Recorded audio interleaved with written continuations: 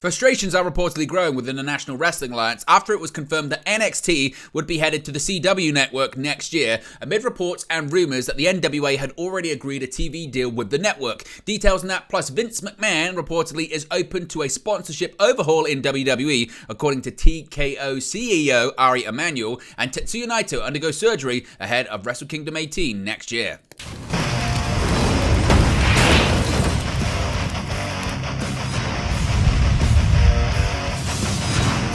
Hey guys, welcome back to Wrestling News 365. Hope everyone is doing very well. As always, there are plenty of news stories to get into in the world of professional wrestling, and a big story today is the National Wrestling Alliance and some frustration, confusion, and certainly trepidation when it comes to the future of the company. That is after NXT, WWE's developmental brand, announced yesterday they would be headed to the CW network, the very same network that it was reported just last month that the NWA had agreed a TV deal with, the very same network that was reported just a few days ago that reportedly the network was not very happy with the NWA after a recent spot on an NWA pay-per-view, putting this entire deal in jeopardy. And reportedly, because of that story, because of the announcement yesterday, frustrations are beginning to grow with the leadership of the owner of the National Wrestling Alliance, that being Billy Corgan.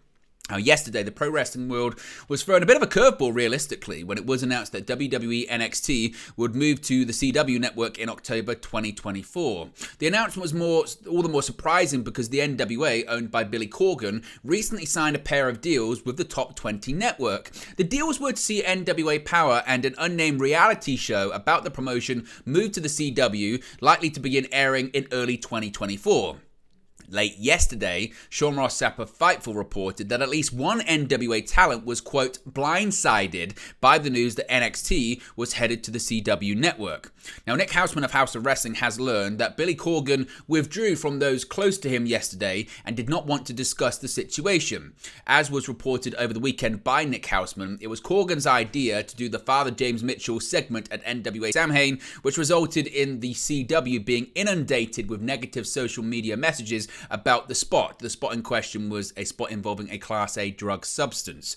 Now, one source that Nick Hausman spoke to with at WWE gave Hausman the impression that talks with the CW accelerated following this incident, i.e. once the spot happened, talks really started to ramp up between WWE and the CW to get this deal done.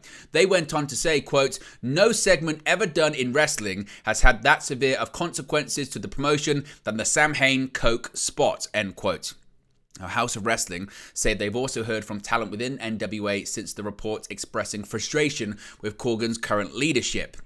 In the past, Dave Lagana and Pat Kenny were names that Corgan leaned on to help with the NWA's creative process and general communication with talent. Now, Kenny is still with the promotion, but following a stroke he suffered last year, he was moved more into a talent relations role. He's viewed as the second in charge next to Billy, but he's not at every television taping. One source described him as the Johnny Ace of the NWA, I hope in a good way, as someone you only talk to if you're in trouble or if you're getting signed. Billy is in charge of contract offers and creative, but due to Corgan's busy schedule touring with the Smashing Pumpkins, some feel he is unavailable to relay his creative ideas between shows. Now, House of Wrestling say they've heard from multiple people who said that they do not know what will happen with their booking at NWA tapings until the day of the show, sometimes as close to an hour before filming what they're meant to be doing. One source that Nick Hausman spoke with was empathetic to Corgan's struggle to balance his music and pro wrestling careers, but they are hopeful he puts a team of creative people around him to help filter his ideas. House of Wrestling say they were also told that several NWA contracts are set to come up in June, and that Corgan intends to start conversations to re-sign many of them in February. Now, some of those talents are frustrated by Corgan's leadership and are already looking into other places they can work when their deals are done in hopes of not having to re-sign with the NWA. WWE announcing a deal to bring NXT to the CW next year has certainly not helped with how talent feels about re-signing with the company. House of Wrestling also say they have heard of Corgan giving various talents what's being described as tests to see how they react and prove their loyalty to him and the NWA, which has not been well received. Now, what do you mean by test? Well, examples of said tests were things like making over talents who come in to work lose straight away, just to see how they would react, or for Corgan to be overly critical of a talent who has done nothing wrong to see how they take the criticism. It was also pointed out to House of Wrestling that most NWA talents under contract are younger, usually less than 25 years old.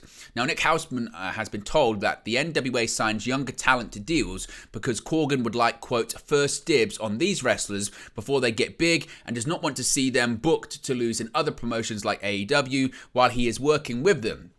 Older stars who work for the promotion are less likely to be put under contract because Corgan does not have the same investment, and those talents can work elsewhere and take outside opportunities. Now, House of Wrestling say they actually reached out to NWA World Heavyweight Champion EC3 for his thoughts on what they were hearing and were sent the following response, which he requested that was printed in full. So he said, quote, "There has never been communicated to me via talent or otherwise, and I communicate with all. A truly professional wrestler should be prepared for anything at any time. They should be able to perform based on whatever opportunity is provided. Quote, plans in advance often change. There isn't one wrestling company that isn't the case for. While sometimes knowing in advance can be beneficial, perhaps in envisioning long-form character arc and story told, a lot of the best moments and actions come when capable talent are put on the spot and trust their skills and intuition in the moments. The day of the show provides ample time if a talent requires to verbatim script a promo or put together a match. Neither should take long, especially if/when a talent is confident in character, work, and ability. Personally, I prefer to have a direction, then allowed to open the canvas to create how I achieve that direction. I know who I am, where I want to go. I think others should trust themselves to do the same. It's how good stories are told. Example, tonight on NWA Power, I have a promo segment that I was informed of the day of the show. I was given the destination that it is taking us. I conversed with the talent involved on their goals and mission and end business for the segment. Then I had 5 hours till it was filmed. I was pleased by how it turned out. By being present in the moment, you are always prepared for anything. Continued in a moment, I have to do something. He then said too, infrastructure is great and required on all facets of a growing business. Infrastructure is more imperative on a business end than a creative end. True creativity is a collaboration, and talent should be absolutely thankful they have the freedom to explore as creatives. Before they know it, they will work their asses off to one day maybe get an opportunity to, quote, be a mute.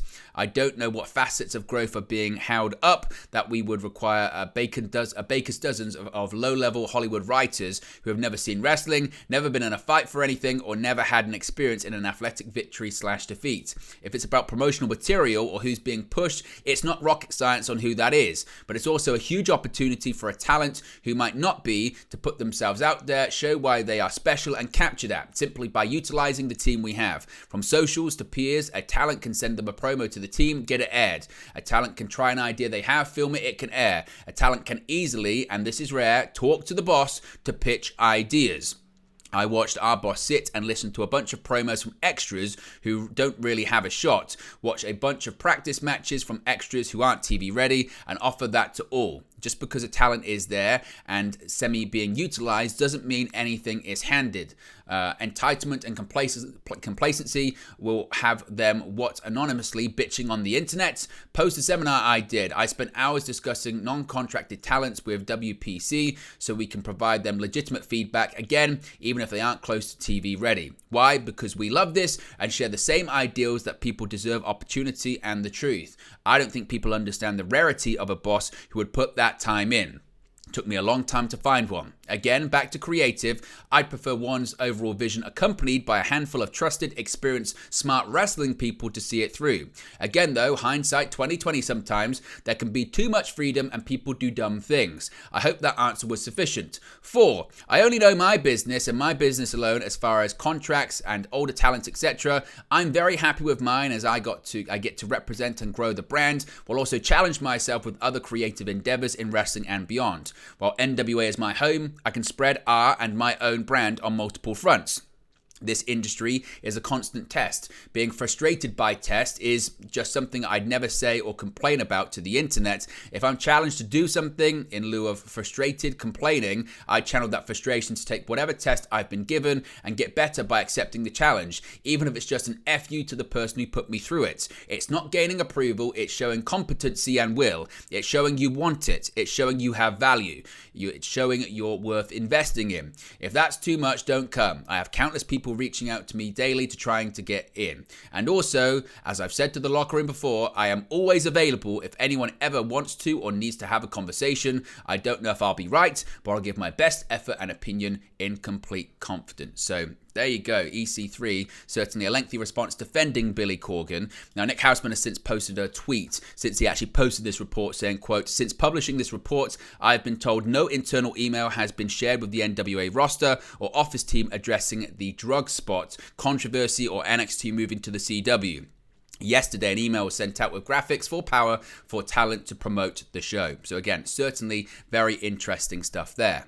Now on to Vince McMahon, who has said that WWE are open for a radical overhaul when it comes to sponsorships. Yesterday, TKO Group Holdings held its very first financial earnings call since the organization was officially formed from the merger of WWE and UFC back in September. The call was hosted by TKO CEO Ari Emanuel, President and COO Mark Shapiro, and CFO Andrew Schwimmer. A notable change from WWE's financial earnings calls prior to the merger in that WWE President Nick Khan did not participate. Despite being the executive chairman of the company, Vince McMahon was also not involved. During the call, questions were raised regarding an increase in WWE sponsorship opportunities following the merger, as well as the possibility of super weekends featuring both WWE and UFC events. Ari Emanuel tackled the subject directly, revealing that McMahon himself has now become more open to the idea of increasing sponsorship potential throughout WWE in a similar manner to how Endeavor has increased UFC sponsorship potential in recent years. Quote, "Here's what I would say to you," Emanuel began.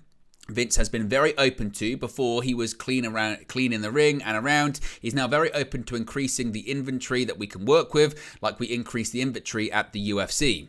Very happy about that. We think there's huge opportunities around the stadium, so that's a good sign. We're starting in some territories, looking at a Friday night, Saturday night, and Monday night for both WWE, UFC, and WWE again. That will give us an indication of our ability to put on. Once we can prove that model, I think we can take it globally and really move it domestically pretty easily.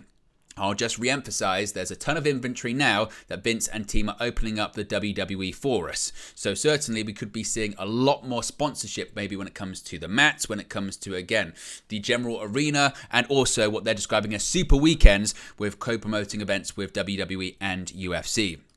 Finally, an update on Tetsuya Naito, who has undergone surgery ahead of his big match at Wrestle Kingdom next year. 2023 G1 Climax winner Tetsuya Naito is set for an upcoming showdown with former stablemate IWGP World Champion Sanada at Wrestle Kingdom 18 on January 4, 2024. Ahead of the show, Naito underwent an operation on his right eye to improve his superior oblique palsy, which he has had on and off since 2019. Naito was discharged from the hospital one day after the operation, and he's now discussed the operation during an interview with Tokyo Sports. He said, quote, "I've removed the eye patch now and it looks normal. I had gotten used to the situation where my right eyeball was slightly misaligned. With time, I will get used to this situation, so I think it will get better." However, following the surgery, Naito had said he won't be taking bumps for the next 2 weeks, noting he wants to return to the ring as soon as possible and not take too much time off. He added, quote, "I don't want to take too much time off, and it's sad and frustrating not to have my name on the card. I want to get back to wrestling as soon as possible." But there you go, guys. This latest pro wrestling news for you. Be sure to smash a like on the like button. Be sure to subscribe, bottom right hand corner. As always, let me know your thoughts in the comment section below, and I'll speak to you again very, very soon. Hey guys, thank you for watching, listening, streaming, or however you come across this video today. Be sure to click on the video on the right there to watch our next video, or click the bottom there to subscribe, or the bottom right hand corner. Thank you very much, and I'll speak to you again very soon.